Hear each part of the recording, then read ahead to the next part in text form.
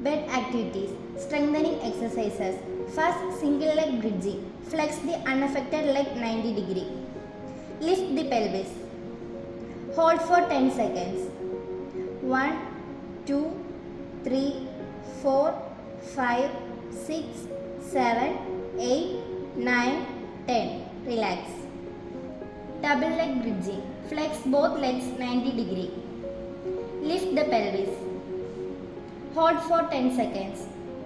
1, 2, 3, 4, 5, 6, 7, 8, 9, 10. Relax.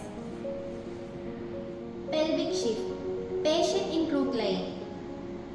Lift the pelvis, shift to right. Lift the pelvis back to normal. Lift the pelvis, shift to left. Lift the pelvis back to normal. Supine to sitting. Unaffected leg flex 90 degree. Unaffected hand flex, internal rotate, adduct towards the shoulder and flex the affected hand.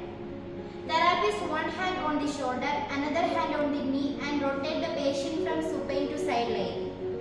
Push the affected leg with the help of unaffected leg simultaneously. Lift the body with the help of unaffected side hand and affected side elbow. Pelvic shift on setting. Patients both hands placed on the sides.